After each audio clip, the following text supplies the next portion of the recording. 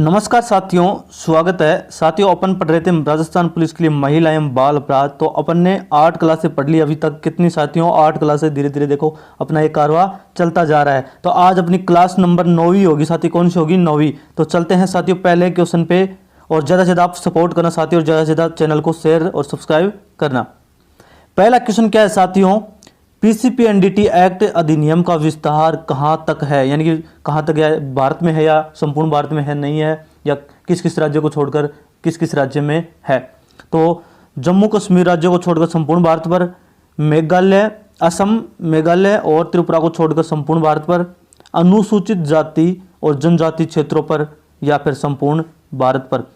तो साथियों इसका विस्तार किस पे है? संपूर्ण भारत पर। क्या है इसका विस्तार? अपना ऑप्शन नंबर डी राइट हो जाएगा। साथियों इसकी बात करता हूं तो पीसीपीएनडीटी एक्ट की, तो साथियों ये किससे संबंधित है? यानी लिंग चेंज से संबंधित है, यानी कि पूर्व गर्भाधान और प्रसव पूर्व निदान तकनीक। 1994 का एक्ट है साथियों। कब का? ये 1994 का अधिनियम बना हुआ है। इसके उद्देश्य की बात करता हूं साथियों, तो उद्देश्य है नहीं कि कन्या भ्रूण हत्या और गिरते हुए लिंगानुपात को रोकना। यह 1 जनवरी 1996 को लागू होता है। सॉरी, 1 जनवरी 1996 को क्या होता है? लागू होता है। तो साथियों अच्छे से समझ में आ गया होगा। नेक्स्ट क्वेश्चन की बात करते हैं साथियों आप चैनल को सब्सक्राइब करना। साथियों आप वीडियो देखते हो लेकिन लाइक नहीं करते, तो लाइक भी जरूर करना।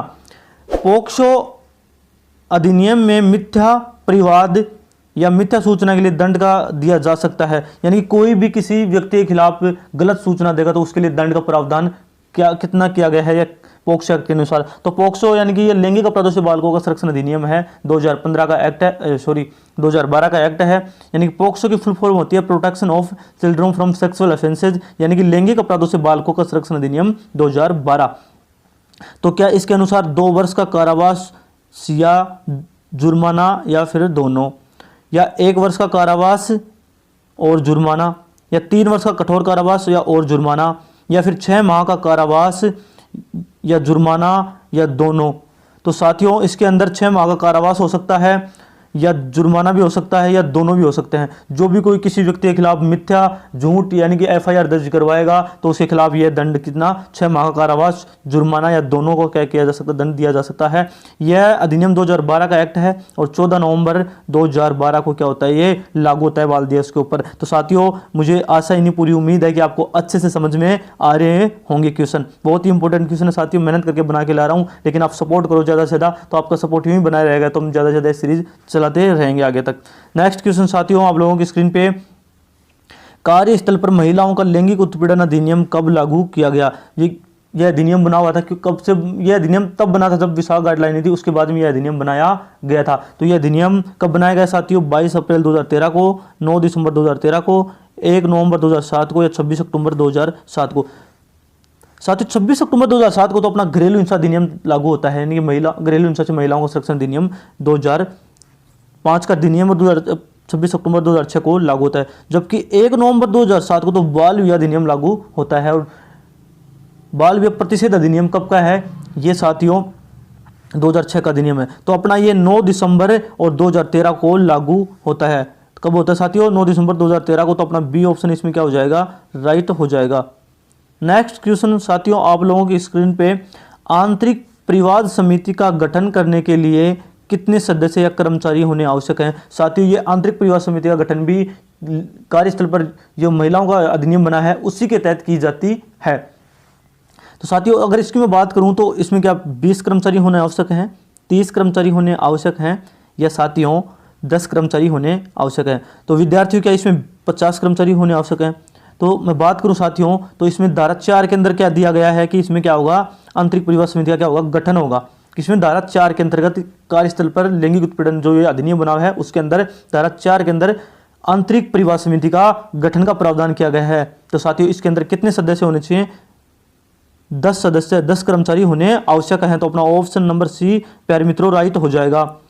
नेक्स्ट क्वेश्चन की बात करूं साथियों, किशोर न्याय बोर्ड का गठन किसके द्वारा किया जाता है? तो क्या राज्य सरकार के द्वारा, केंद्र सरकार के द्वारा, समुचित सरकार के द्वारा, फिर या उच्च न्यायालय के द्वारा? तो साथियों किशोर न्याय बालकों की देखरेख संरक्षण अधिनियम ये 2015 का अधिनियम है, और जबकि 15 जनवरी 2016 को लागू होता है। इसमें 10 अध्याय और 112 धाराएं हैं। कितनी साथियों? 10 अध्याय 112 धाराएं हैं। तो ये किसके द्वारा साथियों? ये राज्य सरकार के द्वारा क्या किया जाता है? किशोर न्याय बोर्ड का गठन किया जाता है। तो अपना ऑप्शन नंबर 1 राइट हो जाएगा प्यारे मित्रों। और जबकि मैं बात करूं तो इसमें धारा 4 के अंदर दिया गया है कि किशोर न्याय बोर्ड का क्या होगा? गठन होगा। धारा किशोर न्याय बालकों की देखरेख संरक्षण अधिनियम के अंतर्गत जो किशोर न्याय बोर्ड का गठन किया जाता है प्यारे मित्रों, वो धारा 4 के अंदर किया जाता है। और इसमें 3 सदस्य होते हैं। कितने सदस्य होते हैं प्यारे मित्रों? 3 सदस्य होते हैं, जिसमें से 1 अध्यक्ष होगा और 2 सामाजिक कार्यकर्ता होंगे। तो साथियों अच्छे से समझ में आ रहा होगा। नेक्स्ट क्वेश्चन आप लोगों की स्क्रीन पे, अपराधों का संज्ञान लेने के संबंध में दहेज प्रतिषेध अधिनियम की किस धारा में बताया गया है? यानी अपराधों का संज्ञान दहेज प्रतिषेध अधिनियम जो 1961 का अधिनियम है, 1 जुलाई 1961 को लागू होता है, उसमें अपराधों का संज्ञान किस धारा में बताया गया है? कि साथियों धारा 8 में, धारा 7 में, या धारा 9 में, या धारा 6 में बताया गया है। साथियों धारा 8 की मैं चर्चा करूं तो धारा 8 में अपराधों का संज्ञेय, अजमानतीय और असमनीय होना, ये धारा 8 के अंदर बताया गया है। मतलब संज्ञेय का मतलब अपराधों का कि भाई बिना वारंट की इसमें गिरफ्तारी की जा सकती है। अजमानतीय का मतलब होता है इसमें अपन इसमें अधिकारपूर्ण जमानत की मांग नहीं कर सकते। जबकि असमनीय का मतलब होता है इसमें राजीनामा नहीं हो सकता, इसमें समझौता नहीं हो सकता। धारा 7 की बात करूं तो साथियों धारा 7 के अंदर क्या है? अपराधों का संज्ञान है। तो अपना ऑप्शन नंबर बी क्या हो जाएगा? राइट हो जाएगा। नेक्स्ट क्वेश्चन पे चलते हैं साथियों। घरेलू हिंसा अधिनियम में घरेलू हिंसा में क्या सम्मिलित है? साथियों घरेलू हिंसा अधिनियम में 2005 का एक्ट है, 26 अक्टूबर 2006 को लागू होता है। साथियों इनको बार बार रिपीट करो तभी याद होंगे, क्योंकि जब मैंने भी इनको बार बार याद कर करके इनको रिपीट कर करके याद किया है साथियों। ये चीज़ें क्या लो है, ये मतलब पहली बार चीज़ें जुड़ी हुई 1-2 साल हुआ है, तो इनको क्या है बार बार याद करेंगे। इसकी लैंग्वेज थोड़ी हार्ड होती है, बार बार याद करेंगे तो याद हो जाएगा। इसमें क्या लैंगिक दुर्व्यवहार आते हैं साथियों। और साथियों एक काम करना, आप हमेशा जब भी क्वेश्चन को करो तो क्वेश्चन को अच्छे से पढ़ना पहले, क्योंकि इसमें सारे ऑप्शन आपको सिमिलर से मिलेंगे और जो परफेक्ट दिखे, जिसमें भाई हाँ ये करेक्ट आंसर दिखे, वो आपको राइट करके आना है। पहला है लैंगिक दुर्व्यवहार, आर्थिक दुर्व्यवहार, मौखिक और भावनात्मक दुर्व्यवहार। तो साथियों शारीरिक, लैंगिक, मौखिक, भावनात्मक और आर्थिक दुर्व्यवहार ये सभी किसके अंदर आते हैं? घरेलू हिंसा के अंतर्गत आते हैं। तो अपना चौथा आंसर करेक्ट लग रहा है साथियों, तो अपना D option number D right हो जाएगा। घरेलू हिंसा की परिभाषा धारा 3 के अंदर दी गई है। नेक्स्ट क्वेश्चन की बात करूं साथियों, नेक्स्ट क्वेश्चन आप लोगों की स्क्रीन पे, आप फटाफट कमेंट करके बता देना साथियों इसका आंसर क्या होगा। बाल विवाह अधिनियम में बाल विवाह की परिभाषा किस धारा में दी गई है? तो साथियों क्या धारा 2C में, तो धारा 2C में तो बंधन में आने वाले पक्षकार, यानी कि बंधन में आने वाले पक्षकार कौन, या तो वर या वधू के जो भी पक्षकार होंगे वो बंधन में आने वाले पक्षकार की किसमें? धारा 2C में चर्चा की गई है। जबकि धारा 2E में बात करूं साथियों तो जिला न्यायालय का क्या है? जिला न्यायालय के बारे में क्या किया है? उल्लेख किया गया है।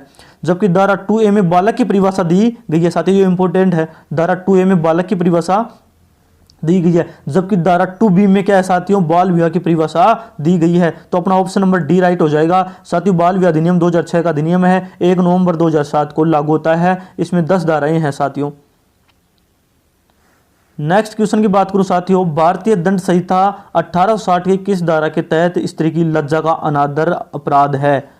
तो क्या धारा 354D, धारा 354C, या धारा 509 या धारा 576? साथियों धारा 576 तो बलात्कार की जो दंड का प्रावधान किया गया है धारा 376 में बलात्कार के दंड का।